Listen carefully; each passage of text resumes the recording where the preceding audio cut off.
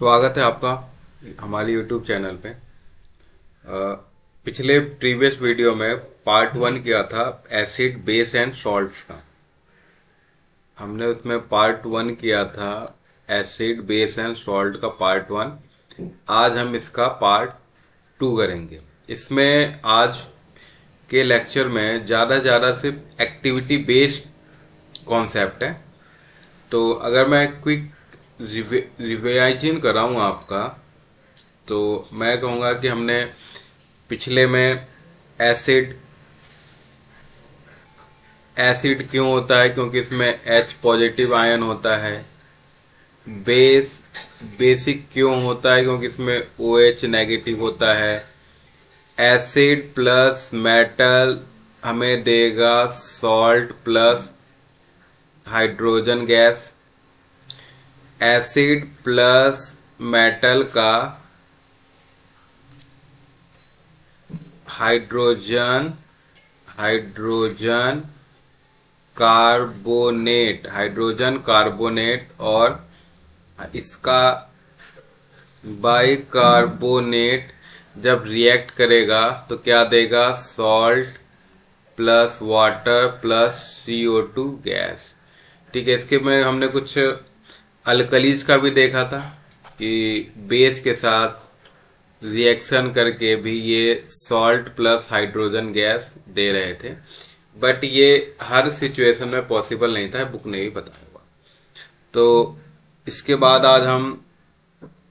बाद फिर हमने पढ़ा था पीएच स्केल के बारे में, जिसमें बताया गया था आपको कि 0 से 14 तक इसकी वैल्यू होती है, 7 पे न्यूट्रल होता है और हमारा जो बॉडी होता है वो न्यूट्रल पे ही काम करता है। इसमें फिर जैसे कुछ एग्जाम्पल थे, जैसे गैस्ट्रिक जूस का था, लेमन जूस का था, प्योर वाटर और ब्लड का पीएच पेपर में पूछ लिया जाता है हमेशा। मिल्क ऑफ मैग्नीशिया, इसके बारे में आगे हम पढ़ेंगे। सोडियम हाइड्रोक्साइड, इसका भी हम अभी आगे पढ़ेंगे। तो आगे जो पूरा होगा इन्हीं दो मिल्क ऑफ मैग्नीशिया के यूजेस और इसी के ऊपर पूरा आगे का जो पार्ट 2 होगा इस पे ही बेस्ड है आज। तो चलते हैं। अब जैसे कि देखते हैं कि importance of pH in everyday life. Everyday life में पीएच का क्या यूज है। मैंने आपको पीएच का लिखना दिखाया था कि पहला पी छोटा फिर एच कैपिटल। ठीक है। तो जो हमारी बॉडी है ना, हमारी जो बॉडी है वो पीएच 7 to 7.8 के बीच में काम करती है। इससे आप कह सकते हो न्यूट्रल है और बेसिक है, बट न्यूट्रल ज्यादा सही है। Living organism can survive only the narrow pH range, क्योंकि अगर बॉडी का पीएच इस 7 से लेकर 7.8 के बीच में हल्का सा भी ये इसी के बीच में मेंटेन रहना चाहिए, वरना हेल्थ इशू आ जाएंगे हमारे। अब मैं कुछ इसमें एग्जाम्पल भी हैं वो आपको बताऊंगा। अब देखिए, एक एसिड रेन, इसके बारे में बचपन में बहुत सुना होगा, 5th स्टैंडर्ड से स्टार्ट हो जाता है। तो देखिए पीएच, जब रेन का पीएच जो होता है वो 5.6 से नीचे गिर जाए, ठीक है, 5.6 से कम हो जाए तो क्या कहलाएगा, ये कहलाएगा एसिड रेन। हाँ, अगर पीएच 5.6 से नीचे गिरता है एसिड रेन, उसमें क्या होता है कि इसमें सल्फर, SO2, SO3, CO2, ये सब जो एटमॉस्फेयर में डस्ट पार्टिकल रहते हैं, पानी गिरा, इसके साथ मिलके इसका पीएच कम कर देते हैं। और एसिड रेन के बहुत डिसएडवांटेज है। कोरोजन, इसका बेस्ट एग्जांपल लिया जाता है जो हमारा ताजमहल है, इस पे जो गुंबद में जो ये मार्बल्स लगे हुए हैं, ये मार्बल किसके हैं, ये नॉर्मली कैल्शियम के ही होते हैं। जैसे लाइमस्टोन हो गया, सैंडस्टोन हो गया। तो जो पत्थर हैं इनमें नॉर्मली बेसिक जो होता है वो होता है कैल्शियम। कैल्शियम CaO के फॉर्म में हो, CaCO3, CaOH2, ठीक है, तो कैल्शियम होता है। तो ये जो एसिडिक वाटर है इससे रिएक्ट करके जो ताजमहल का कलर है ना ये येलो होता जा रहा है वाइट से। इसलिए जो आगरा का स्पेशल जोन बनाया गया है इसमें आप फॉसिल फ्यूल वाले जो व्हीकल होते हैं हमारे पेट्रोल डीजल वाले ये लेके नहीं जा सकते हैं, और इधर के एरिया में इंडस्ट्री को भी बैन कर दिया गया है ताकि इसको बचाया जा सके। ठीक है, अब देखिए जो एक नॉलेज के लिए है, एटमॉस्फेयर ऑफ वीनस। वीनस का जो एटमॉस्फेयर है ना आपको पता है 8 प्लैनेट है, पहले 9 थे, प्लूटो था, इसे हटा दिया गया, इसे प्लैनेट की कैटेगरी से हटा दिया गया। तो हमारे पास बचे Mercury, Venus, Earth, Mars, Jupiter, Saturn, Uranus, Neptune. ये हम पे 8 प्लैनेट बचे। उसमें मरकरी, वीनस मतलब सन के बाद क्या आ गया मरकरी, मरकरी के बाद आ गया वीनस, वीनस के बाद अर्थ, तीसरे नंबर पे आ गया हमारा अर्थ। तो इस प्लैनेट की बात कर रहा है जो सन से सेकंड डिस्टेंस पे है। तो इसमें जो बता रहा है कि जो इसका जो क्लाउड है, जो एटमॉस्फेयर है, उसमें सल्फ्यूरिक एसिड ज्यादा है, सल्फ्यूरिक एसिड से बना हुआ। अब आप सोच सकते हैं मरकरी, वीनस, अर्थ, तो H2SO4 किंग ऑफ एसिड। अब जिसका एटमॉस्फेयर ही सल्फ्यूरिक एसिड से बना हुआ है और जो हमारी बॉडी का pH रेंज है 7 to 7.8, how human will survive. ठीक है, व्हेन द अगला जाते हैं, what is the pH of the soil in your backyard. देखिए प्लांट जैसे ह्यूमन का है वैसे ही प्लांट का है कि प्लांट को भी एक स्पेसिफिक pH ही चाहिए। ठीक है, प्लांट को भी एक स्पेसिफिक pH चाहिए। और जैसे कि कुछ ट्रीटमेंट होता है कि जो हमारी मिट्टी होती है अगर वो एसिडिक हो जाए, ठीक है, एसिडिक हो जाए तो ग्रो नहीं करेगा प्लांट। तो इस पे हम जो है लाइम जो होता है उसमें पानी में भिगो के हम जो सॉइल होता है इसके ऊपर डाल देते हैं ताकि इसका जो pH है हम वो बढ़ा सकें। ठीक है, तो क्रॉप को एसिड सूट नहीं करता, एसिडिक होगा, इसका कुछ नहीं करना है। अगर आपको चेक करना है तो लिटमस पेपर है, नॉर्मली इजीली अवेलेबल है, इसको लीजिए, थोड़ा सा मॉइस्चर वाला होना चाहिए, पानी वानी में डालिए और आप डिप करके देखिए। अगर आपके पौधे लगाए हैं गमले में भी तो देखते हैं कई बार होता नहीं है, हम मैन्यूअर डालते हैं वो भी बेसिक नेचर का ही होता है एक तरह से, तो वो उसकी एसिडिटी को कम करता है। अब देखिए फंडा यही कंफ्यूज हो जाते हैं लोग कि एसिडिटी को कम कर रहा है, इसका एक मतलब और है कि इसका pH बढ़ा रहा है। अब pH बढ़ाने का क्या मतलब है, pH जब बढ़ेगा तो 0 से इस साइड जाएगा, 14 साइड जाएगा। ठीक है, एसिड का कम होना या pH का बढ़ना ये दोनों चीजें बराबर हैं, एक ही हैं। ठीक है, इसमें क्या है कि बहुत कंफ्यूजन रहता है, कई बार क्वेश्चन में आ रहता है कि एसिड का एसिडिटी बढ़ गई, एसिडिटी बढ़ गई मतलब pH कम हो गया। तो ये इसका वॉइस वर्सा चलता है, दोनों एक ही फंडा है। एसिड का कम होना मतलब pH रेंज का बढ़ना, ये वॉइस वर्सा है। ठीक है, एक बहुत इंपॉर्टेंट है,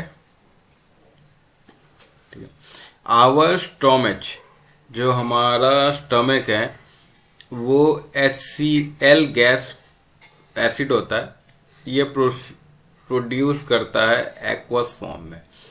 ये फूड डाइजेशन के लिए होता है ठीक है।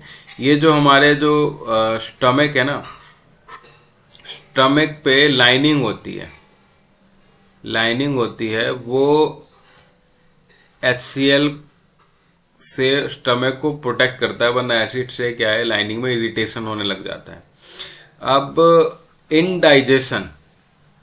इनडाइजेशन वाली जब बात होती है कि हमें खाना नहीं पच रहा है, तो पर्टिकुलरली उस सिनेरियो में होता क्या है कि पेट में इरिटेशन होने लग जाता है।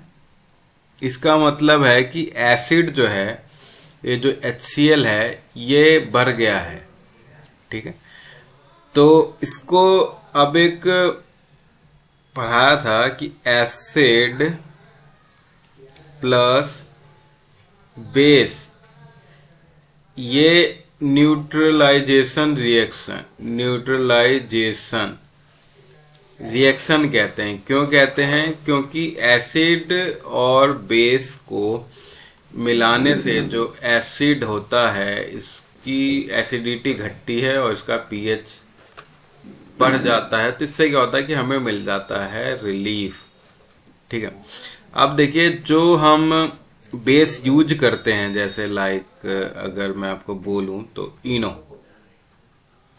अब तो बहुत मार्केट में प्रोडक्ट आ गए। पहले इनो स्पेसिफिक होता था इस चीज के लिए, ठीक है। तो इसमें क्या होता है कि बेस होता है, ये बेस हम डायरेक्ट लेते हैं पानी के साथ, वो एसिड के साथ रिएक्ट करेगा और एसिड को न्यूट्रलाइज करेगा और हमें रिलीफ दे देगा, ठीक है। तो इन चीजों को, इन जो हम बेस इस्तेमाल करते हैं, उसको हम केमिस्ट्री की लैंग्वेज में एंटासिड कहते हैं। एंटासिड, ये रहा एंटासिड वो बेस है जो हम कंज्यूम कर सकते हैं to neutralize the acid in our body.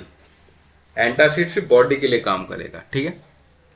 अब देखिए, एंटासिड में जैसे कि मिल्क ऑफ मैग्नीशिया और मैग्नीशियम हाइड्रोक्साइड, जैसे बताया ना आपको, इधर देखिए, इधर ये कहा था, ये रहा, कहाँ गया, ये हाँ, मिल्क ऑफ मैग्नीशिया। मैंने कहा था ना कि इस चैप्टर में इसका स्पेसिफिक रोल है। मिल्क ऑफ मैग्नीशिया, pH बताओ कितनी है? pH बुक ने दे रखी है यहाँ पे 10, मतलब ये हो गया बेस किस कैटेगरी का? माइल्ड कैटेगरी का।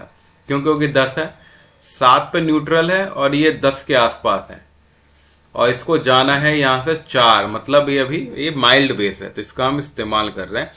जिसे मैग्नीशियम हाइड्रोक्साइड भी कहते हैं और मिल्क ऑफ मैग्नीशिया, 2 इसके नाम है। केमिस्ट्री में नाम याद रखना बहुत जरूरी है। अब pH का दांतों पे क्या असर होता है, ये अगला बताया। pH changes has tooth decay. अब देखिए pH, देखिए ह्यूमन बॉडी 7 to 7.8 दांत हमारे बने होते हैं इनेमल के। इनेमल क्या है? इनेमल हमारी बॉडी में पाए जाने वाला हार्डेस्ट सब्सटेंस होता है। ये वाटर में सॉल्युबल नहीं है। जब हमारे माउथ का जो pH है ये घट जाता है तो एसिड हो गया। एसिड क्यों बनता है? जो हमने खाना खाया वो मुंह में बचा रह गया, डिग्रेड होगा। बेसिकली वो शुगर की वजह से ज्यादा होता है, तो ये एक एसिड बनाएगा, और ये एसिड जो हमारे दांत हैं इसकी जो इनेमल की जो कोटिंग है ना, ये इसको धीरे धीरे रिमूव कर देंगे और फिर ये इसमें क्या बनने लग जाएगी? कैविटी। इसीलिए हमें ब्रश करना चाहिए। अब ब्रश जो होता है ना, टूथपेस्ट वही फंडा।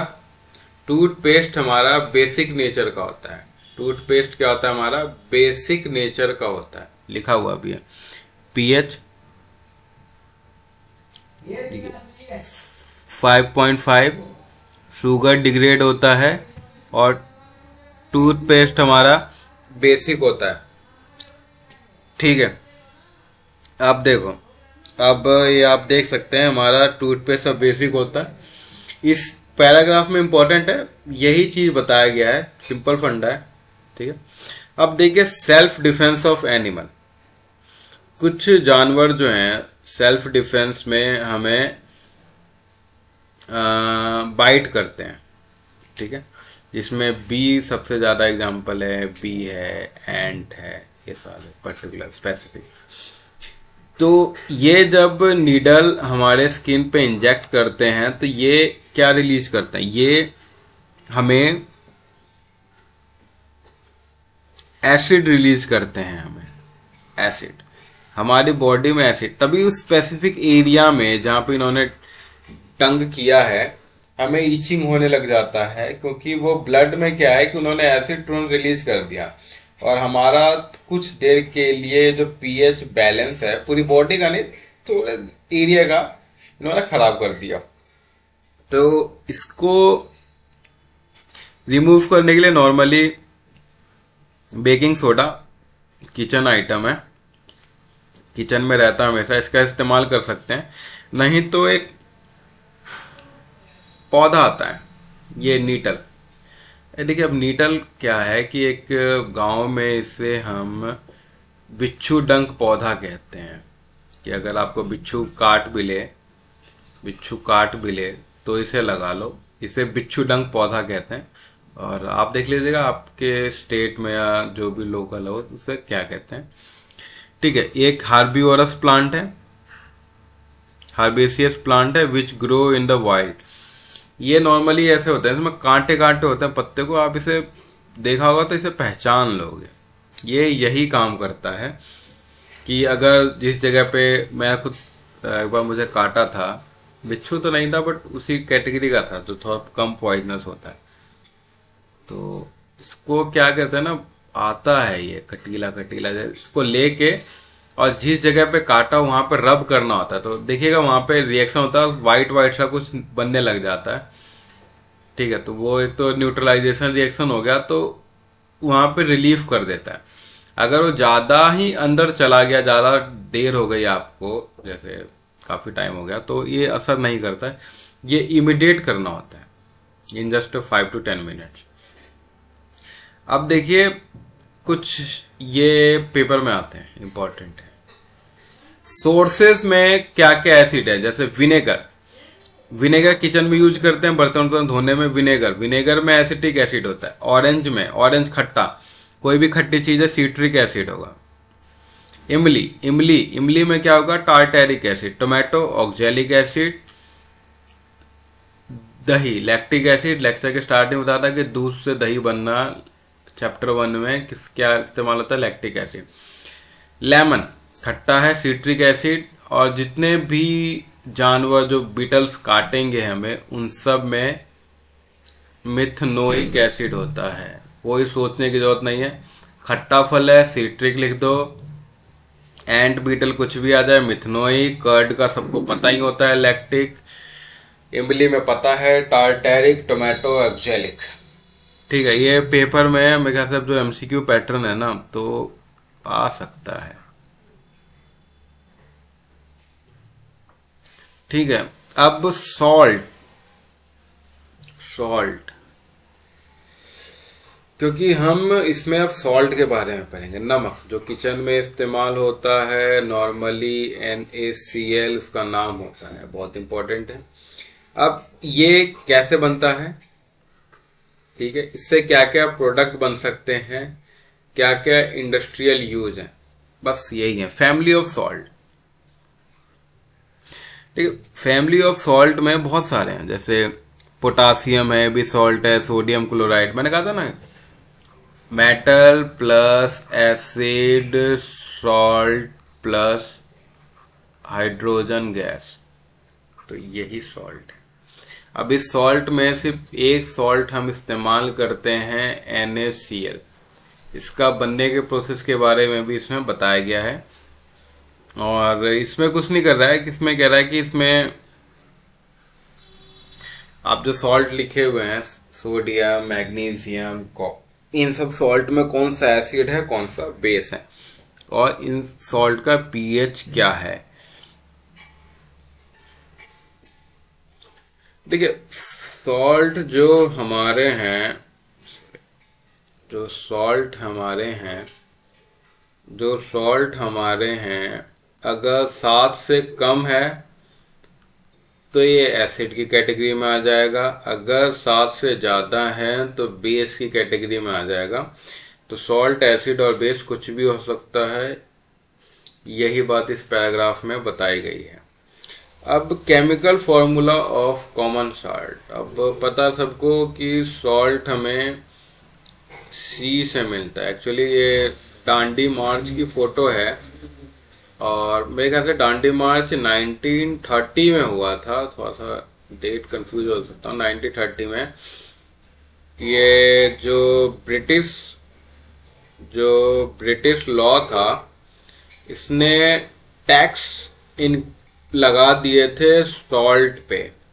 अब क्या है कि गांधी जी को फ्रीडम स्ट्रगल में लोगों को कनेक्ट करना था, तो इन्हें क्या है कि एक मिल गया मुद्दा कि अब हम नमक पे टैक्स नहीं देंगे। नमक मतलब चाहे वो अमीर हो या गरीब हो, वो सबके लिए नमक का फॉर्मूला यही,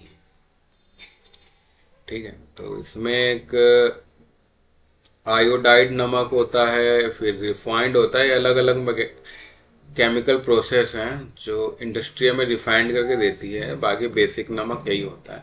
तो इन्होंने समुद्र के पानी से नमक बना के उस कानून को अपोज किया था। तो यही था डांडी मार्च। डांडी नामक एक जगह है, गुजरात के कोस्टल एरिया में पड़ता है। अपने आश्रम से गए थे पैदल, हजारों की भीड़ थी, नमक बनाया, कानून तोड़ा और अरेस्ट हो गए। तो इससे क्या कि एक सोशल मैसेज चला गया, ठीक है, एक सोशल मैसेज चला गया। ऐसे गांधी जी को कई हिस्ट्री बुकों में जो है काफी अच्छी पोजीशन दी गई है। पूरा स्ट्रगल मूवमेंट बताया गया है कि इन्हें की इर्द गिर्द चला है जब से ये साउथ अफ्रीका से वापस आए हैं। चलिए आगे बढ़ते हैं। अब NaCl बना कैसे? तो NaCl बना हमारा combination of HCl plus sodium hydroxide NaOH से हमें मिला NaCl, ठीक है। अब समुद्र में है, एसिड भी है, बेस भी है, ठीक है। तो ये कह रहा है हमें यहां से। अब देखिए इसमें क्या कह रहा है, सोडियम क्लोराइड इज, जो सी वाटर होता है ना, सी वाटर, उसमें हमारे एसिड भी होते हैं, उसमें हमारे बेस होते हैं, सब कुछ सॉल्यूबल फॉर्म में होता है, सॉल्यूबल फॉर्म में होता है। तो उसको हम फ्रैक्शनल डिस्टिलेशन एक प्रोसेस होता है, आपने पढ़ा होगा केमिस्ट्री में, डिस्टिलेशन, फ्रैक्शनल डिस्टिलेशन, इसका हम इस्तेमाल करके सॉल्ट बनाते हैं, ठीक है। अब जो सॉल्ट होता है, ये ऐसा नहीं कि छोटे छोटे मिल गए, ये क्रिस्टल फॉर्म में होता है। क्रिस्टल क्या होता है? क्रिस्टल होता है एक स्टोन से अलग होता है केमिकल फॉर्मूला, जो थोड़ा सॉलिड स्टेट में रहता है बट इसके अंदर वाटर होता है। ये ऐसा कह सकते हैं कि फ्रीजिंग या फिर बर्फ सॉलिड है बट उसके अंदर पानी है, उसी तरीके से। तो एक केमिस्ट्री में एक प्रोपोर्शन में, फिक्स्ड प्रोपोर्शन में, अभी आगे मैं बताऊंगा आपको, फिक्स्ड प्रोपोर्शन में इसमें वाटर होता है, जो कि बॉन्ड में अवेलेबल होता है। जब इसको आप हीट करेंगे तो ये जो वाटर है ना, ये सेपरेट हो जाता है, और दोबारा उसको मॉइस्ट करेंगे तो ये दोबारा फिर क्रिस्टल फॉर्म गेन कर लेगा, ठीक है। अब कॉमन सॉल्ट का देखिए मल्टीपर्पज यूज है। जैसे सोडियम हाइड्रोक्साइड NaOH बना सकते हो, बेकिंग सोडा, ठीक है, NaCO3, Na2CO3, washing soda, Na2CO3, 10H2O। तो इसके मल्टीपल रॉ मटेरियल में ये काम आएगा। अब देखिए एक इंपॉर्टेंट एक्टिविटी आई है, सोडियम हाइड्रोक्साइड NaOH। अब देखिए इसमें है aqueous solution of sodium chloride is called brine. ठीक है, इस वर्ड पे फोकस करना है, ब्राइन आता है पेपर में, इंपॉर्टेंट है।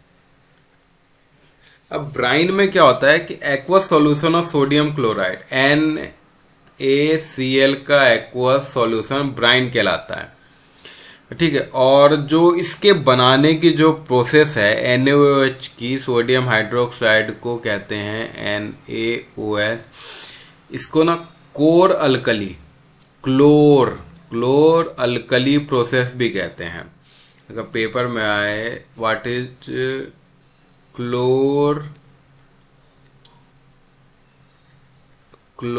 अल्कली प्रोसेस, ये होता क्या है?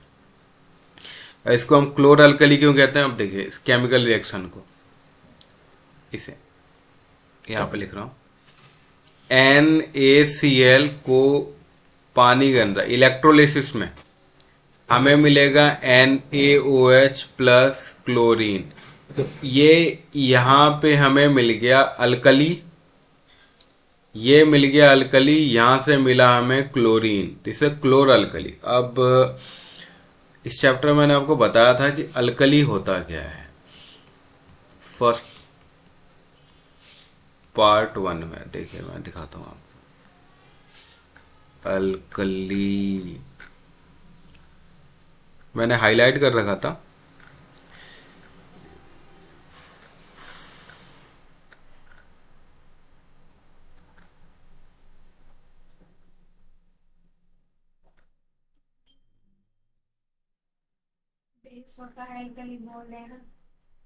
अभी तो पता नहीं कहाँ है, बट अल्कली वो बेस होता है जो वाटर में सॉल्युबल होता है। ये मैंने बताया था, इसमें हाईलाइटेड है। अल्कली वो बेस जो सॉल्युबल है वाटर में। ठीक है, ये शुरुआत में पार्ट 1 में बताया था आपको। ठीक है, तो ये वही है कोर अल्कली, मतलब NaOH है वो सॉल्युबल है वाटर में। तो NaCl plus H2O, NaOH plus Cl2 plus H2 gas. अब देखिए इसमें ये इसका सेटअप है। अब देखिए इसमें बैटरी के साथ पूरा सेटअप किया हुआ है। यहां से इन्होंने ब्राइन मतलब एक्वस NaOH डाला और यहां पे ये बाहर आ रहा है। अब देखिए इसमें क्या है, एक है एनोड पे पॉजिटिव चार्ज, कैथोड पे नेगेटिव चार्ज। अब हुआ कैसे कि क्लोरीन पे नेगेटिव चार्ज होता है, हाइड्रोजन H पॉजिटिव, तो हाइड्रोजन अपोजिट चार्ज के ऊपर चले गए। याद रखिएगा एनोड पॉजिटिव होता है, कैथोड नेगेटिव। अब ये जो NaOH है जो हमें प्रोडक्ट फॉर्म करना है, ये हमें कैथोड के पास मतलब बॉटम में, ये कैथोड के बॉटम में हमें NaOH मिलेगा। इलेक्ट्रोलाइसिस हुआ। अब देखिए जैसे Na है, Na पॉजिटिव Cl नेगेटिव में टूट जाएगा। ठीक है, फिर इसके साथ है पानी, तो Na ने रिएक्ट किया इसके साथ, तो ये बना गया NaOH प्लस क्लोरीन के 2 मॉलिक्यूल मिल गए, ये बन गया स्टेबल फॉर्म में, और फिर ये हाइड्रोजन गैस हमें मिल गई। ठीक है, तो ये एक इम्पॉर्टेंट है, इसे बहुत सारे क्वेश्चन बन रहे हैं, तो याद रखिएगा क्लोर अल्कली प्रोसेस। अब है अगला इंपॉर्टेंट कंपाउंड ब्लीचिंग पाउडर, बहुत इंपॉर्टेंट है। केमिकल फॉर्मूला CaOCl2 कैसे बना? कैल्शियम हाइड्रोक्साइड, याद है चैप्टर 1 में बता था कि ये इंपॉर्टेंट है, 10th की केमिस्ट्री COH2 में ही निकल जाएगी सारी। क्लोरीन इज प्रोड्यूस्ड एक्वस, उसको ब्राइन कहते हैं। अब bleaching powder CaOH2 plus chlorine CaOCl2 plus H2O। ठीक है, देखिए केमिस्ट्री में क्योंकि MCQ है तो आपको सारे रिएक्शन लिख लिख के याद करने होंगे। पेपर में इम्पोर्टेंट है कि इन डेप्थ क्वेश्चन आएगा और वो भी इन डेप्थ बेसिक कॉन्सेप्ट ही होगा। ठीक है, अब देख सकते हैं, थोड़ा प्रैक्टिस करें, केमिकल फॉर्मूले याद हो जाएंगे। अब ब्लीचिंग पाउडर के यूजेस बता रहा है। टेक्सटाइल इंडस्ट्री हो गया। अब ब्लीचिंग पाउडर एक ऑक्सीडाइजिंग एजेंट होता है, जैसे कपड़ों पे दाग वाग लग जाते हैं, स्टेन आ जाता है, तो इसमें हम ब्लीचिंग पाउडर डाल देते हैं तो ये दाग वाग सब आपके हटा देगा पानी में जाने के बाद, क्योंकि ऑक्सीडाइजिंग एजेंट है, ऑक्सीडाइज कर देता है, बट ये कपड़ों को भी फेड कर देगा। और याद है आपको पानी में क्लोरीन का हम इस्तेमाल करते हैं जैम्स या फिर से बैक्टीरिया बोल दें इसे, जो भी हमारा फिल्ट्रेशन प्रोसेस होता है, फिल्ट्रेशन प्रोसेस होता है उसमें क्लोरीन होता है। ये जो हमारे घर में यूवी वाले लगे रहते हैं इसमें ये प्रोसेस इस्तेमाल नहीं होता है। बाकी जो नॉर्मली है लार्ज स्केल पे आज भी इसका इस्तेमाल होता है, लार्ज स्केल पे। लाइक अगर एमसीडी पानी सप्लाई कर रही है तो यही होगा। अगला इंपॉर्टेंट कंपाउंड है baking powder. Baking powder kitchen में यूज होता है। केमिकल फॉर्मूला NaHCO3 बनेगा, ये भी सॉल्ट से NaCl plus H2O plus CO2 plus ammonia, ammonium chloride plus NaHCO3 NaHCO3 फॉर्मूले याद रखने होंगे। बेकिंग सोडा, इसे बेकिंग सोडा भी कहते हैं और सोडियम हाइड्रोजन कार्बोनेट भी इसी को कहते हैं, एक माइल्ड बेस है। अब देखिए इसका इस्तेमाल, ठीक है, इसका इस्तेमाल देखिए। बेकिंग सोडा किचन में इस्तेमाल करते हैं जब केक, छोले भटूरे कुछ भी बना रहे होते हैं, तो जो ये NaHCO3 होता है, इसे अगर आप हीट करते हैं तो Na2CO3 प्लस पानी मिल गया आपको प्लस CO2, ये गैस जो यहाँ पे मिला है CO2, यही इंपॉर्टेंट है। CO2 गैस है, यही किसी चीज को फुलाने में हेल्प करती है। जैसे ब्रेड को स्पंजी बनाना है, भटूरों को स्पंजी बनाना है, तो उसमें थोड़ा सा, बहुत चुटकी भर, बिल्कुल जो हाथ में आ जाए उस अमाउंट में डालते हैं। इसको ज्यादा डालने से ना डाइजेशन प्रॉब्लम हो जाता है। रेगुलर यूज नहीं करना चाहिए, स्पेसिफिक यूज है। बेकिंग सोडा का बनाने में, पाउडर से सोडा बनाने में इसका इस्तेमाल है।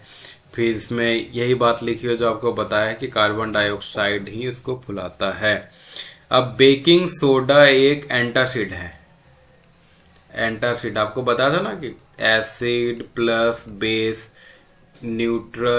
न्यूट्रलाइज रिएक्शन, जो बेस होता है जो बॉडी में हम डायरेक्ट ले सकते हैं उसको एंटासिड कहते हैं। ठीक है, फायर एक्सटिंग्विशर, आग बुझाने वाले जो सिलेंडर देखो ना, छोटे से बड़े, यूं यहाँ पे हैंडल में लगा रहता है, ये इसका नोजल होता है, आग लगे तो थ्रो कर दो, उसमें भी इस्तेमाल होता है। अब देखिए washing soda.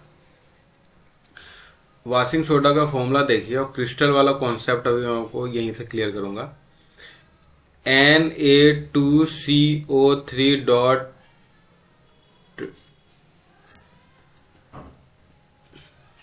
Na2CO3 dot 10H2O। ये जो 10 है ना, ये सोडियम कार्बोनेट के साथ ये क्रिस्टल फॉर्म में अवेलेबल है। क्रिस्टल फॉर्म में अवेलेबल कैसे है, इधर देखिए, ये जो 10H2O है यहाँ के साथ जो रिएक्ट किया है इसने सोडियम पार्टिकल के साथ एक स्ट्रक्चर बना दिया है जिसमें वाटर एक स्पेसिफिक अमाउंट में बॉन्ड है। ये जो वाटर जो स्पेसिफिक अमाउंट में बॉन्ड है, इसको जब आप हीट करोगे तो वाटर खत्म हो जाएगा। और यही वाटर किसी भी चीज के क्रिस्टल फॉर्म का सबसे बड़ा रीजन होता है कि ये स्पेसिफिक प्रोपोर्शन में उसमें पानी है। ठीक, तो ये फॉर्मूला याद रखना बहुत सिंपल है। Na2CO3, तो ये तो आपको याद ही होगा, बहुत जगह यूज होता आ रहा है Na2CO3। जैसे अभी Na2CO3 हमने यहाँ पे भी यूज किया था, जब सोडियम बाइकार्बोनेट को हीट किया था तो Na2CO3 बना था। ठीक है, अब ये उसी बात को कह रहा है कि क्या सिग्निफाई करता है 10H2O, जो कि आपको मैं एक्सप्लेन कर चुका हूं।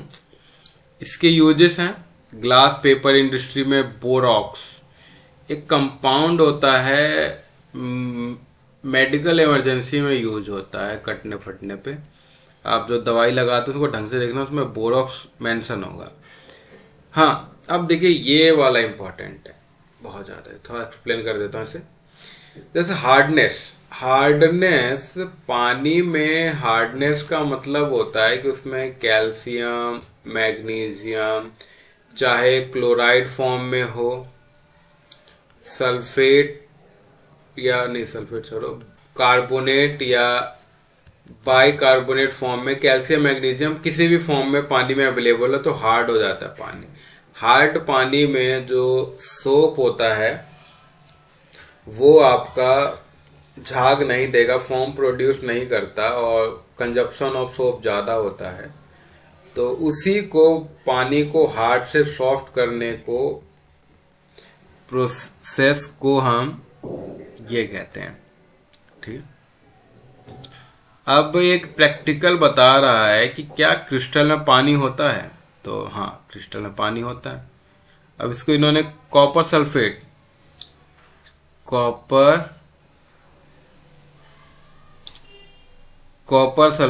चैप्टर 1 में कॉपर सल्फेट सॉल्यूशन का हमने इस्तेमाल किया था, ब्लू कलर का होता है। इसमें क्या है कि कॉपर सल्फेट क्रिस्टल को हमने हीट कर दिया,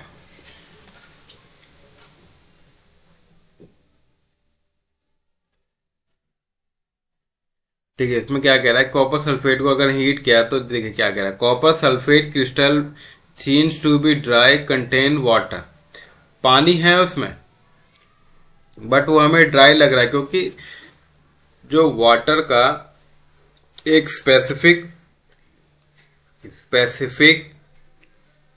प्रोपोर्शन में उसने बॉन्ड बना रखा है। If you molten the crystal again with the water, you will find a blue color. देखिए, अब हीट किया तो क्रिस्टल बन गया, जैसे कि यहाँ पे बता रहा है, क्रिस्टल बन गया पाउडर में।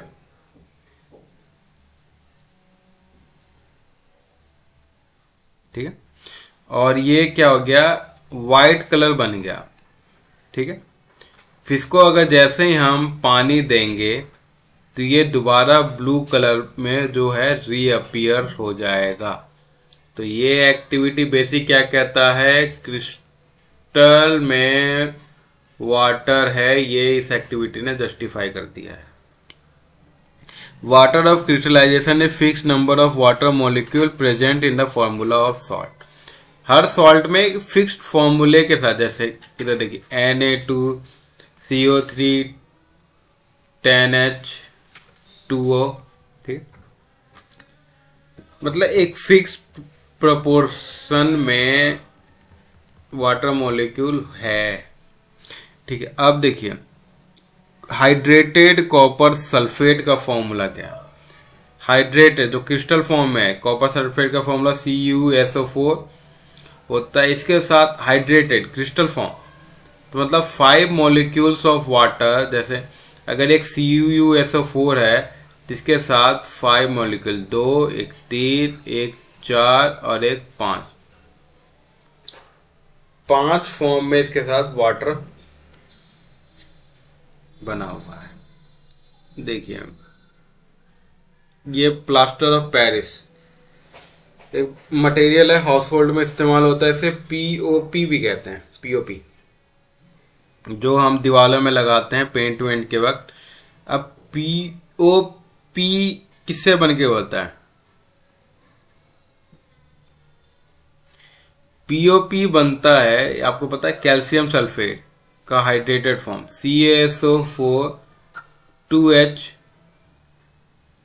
2H2O। इसे हम जिप्सम भी कहते हैं, इसे हम जिप्सम भी कहते हैं। इसको 373 पे लिखा हुआ है, 373 केल्विन। आपको चेंज पता है केल्विन को डिग्री सेल्सियस में करने का? ठीक है। कैल्शियम सल्फेट हेमीहाइड्रेट, मतलब मैं आपको बताता हूं,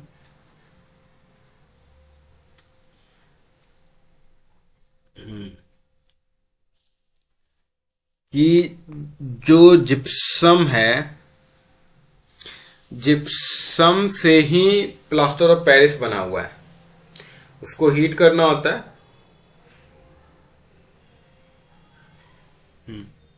अगर जिप्सम को आप 373 पे हीट करेंगे तो हमें प्लास्टर ऑफ पेरिस, इसको हम, इसका जो नाम होता है, केमिकल फॉर्मूला है, बहुत ही थोड़ा टिपिकल होता है और मुझे लगता है इंपॉर्टेंट होगा आपके लिए। कुछ नहीं करना है, कैल्शियम सल्फेट, अब 1/12H2 है। हाइड्रेट नहीं बोलते, हेमी हाइड्रेट बस बोलेंगे। 1/12H2 होने के जैसे। देखिए प्लास्टर ऑफ पेरिस, जैसे हमारी जो हड्डियां हैं ये टूट जाती हैं, तो इनको ज्वाइन करने के लिए एक ऐसा बैंडेड लगा के इस पे प्लास्टर ऑफ पेरिस रखा जाता है, ताकि ये दोनों हड्डियां सेट रहे, ताकि जो लिगामेंट्स हैं इसको दोबारा से वो ज्वाइन कर दें। ठीक है। ठीक है, अगर POP है, POP है, ये रहा POP, प्लास्टर ऑफ पेरिस, जैसे CaSO4 1/12H2O, इसको दोबारा अगर हमें बनाना है जिप्सम, तो इसमें हमें 1/12H2 ऐड करना है। तो देखिए आपको मैं बताता हूँ, बैलेंसिंग जो चैप्टर 1 में किया था हमने, इसे थोड़ा सा बैलेंसिंग कॉन्सेप्ट से समझिए। देखिए CaSO4 1/12H2, यहाँ पे H2O के कितने हैं? हाइड्रोजन के 4 मॉलिक्यूल, ऑक्सीजन का 2। ठीक है। अब इसमें C का एक SO4 के 4। ठीक है, तो हाइड्रोजन का हो गया मेरा, यहाँ पे कैसे कैलकुलेट करोगे हाइड्रोजन का? तो देखो ये 1/12 हो गया, ये इसको पता है आप 3/2 लिख सकते हो, एलसीएम ले लो 2, 3 1 4, 4 का 2। ठीक है, तो हमारा यहाँ पे क्या हो गया, हाइड्रोजन के 2 मॉलिक्यूल, 2 हमारे यहाँ पे हैं, और ऑक्सीजन के भी मॉलिक्यूल 1। काउंट करो, 4 1 5, यहाँ पे भी 1 और 1, 4 1 5, तो ऑक्सीजन भी हो गया हमारा 5। तो बेसिकली क्रिस्टलाइजेशन में जो हमारा बेसिक कॉन्सेप्ट जो क्रिस्टलाइजेशन का है वो ये है कि किसी भी कंपाउंड के साथ वाटर जो है एक स्पेसिफिक पोर्शन में मिलेगा, तभी जाके वो क्रिस्टल फॉर्म मेंटेन करेगा। इसमें हमें एग्जाम्पल दिया गया copper sulphate copper sulphate hydrate का, एक्वस का, हमें एग्जाम्पल मिला Na2CO O3.10H2O, calcium sulphate hydrate का 2H2O जिसे जिप्सम कहते हैं, POP का मिला CaSO4 1/2H2O। ठीक है, तो ये सभी क्रिस्टल फॉर्म में है क्योंकि एक स्पेसिफिक प्रोपोर्शन में इनसे क्या मिला हुआ है, वाटर। बस यही एक कॉन्सेप्ट है।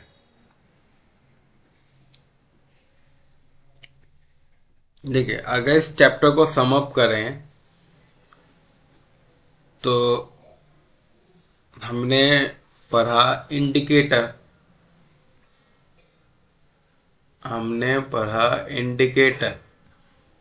Natural indicator, artificial indicator. उसमें हमने फिनोप्थलीन के बारे में पढ़ा, मिथाइल ऑरेंज के बारे में पढ़ा, हमने टर्मरिक के बारे में पढ़ा, हमने लिटमस के बारे में जाना। इसके बाद हमने इसमें पढ़ा कि metal plus acid hydrogen gas plus salt मिलेगा। हमने इसमें पढ़ा कि मेटल अगर कार्बोनेट या बाइकार्बोनेट की फॉर्म में हो और ये अगर एसिड से रिएक्ट करता है तो हमें salt CO2 plus H2O plus salt, ये रहा, कार्बन डाइऑक्साइड मिलेगा। एसिड और बेस इलेक्ट्रिसिटी कंडक्ट करते हैं क्योंकि Na positive, OH negative, H positive, Cl negative, HCl बन गया। एक बेस लेता हूँ NaOH, तो अगर इसको स्प्लिट करोगे तो Na पॉजिटिव, इस पे चार्ज नेगेटिव आएगा। ये आप देखिए इसे कैसे, इसका बैलेंसिंग करके देखिए आप। 9th में जो कटायन अनायन निकाल के जो चार्ज निकालने का किया था उसकी थोड़ी किताब निकालिए, क्विक रिवीजन करो उसका, वहां से पता चलेगा कि मैं क्यों लिख रहा हूँ H पॉजिटिव Cl नेगेटिव। अब जब पॉजिटिव और नेगेटिव आयन है तो ये एसिड है तो ये करंट कैरी करेगा। अब CaCl2, ठीक है, कैल्शियम क्लोराइड ले लिया, इसमें पॉजिटिव हो जाएगा, नेगेटिव हो जाएगा। ठीक है, इलेक्ट्रिसिटी कंडक्ट करेंगे। इसके बाद फिर हमने pH रेंज की बात की, 0 से 14, 7, इसको कॉन्सेप्ट समझा। ठीक है, फिर एसिड को और बेस का हमने किया न्यूट्रलाइजेशन रिएक्शन।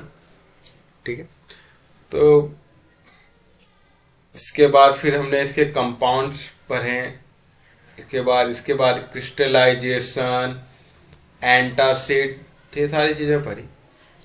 ठीक है, इसकी PDF मैं डिस्क्रिप्शन में दे दूंगा आपको, वहां से आप डाउनलोड करके, हाईलाइटेड है जो कि मैंने रफ वर्क किया है कि उस PDF में इंक्लूड नहीं होगा। ठीक है, आपको मिल जाएगा। चैप्टर पढ़िए, 2 पार्ट में चैप्टर किया है। आगे भी मैं अब चैप्टर 3 आऊँगा, लेकिन इनके सैंपल भी कराना है क्योंकि एग्जाम भी काफ़ी पास आ गया। तो पढ़ते रहिए, खुश रहिए, धन्यवाद।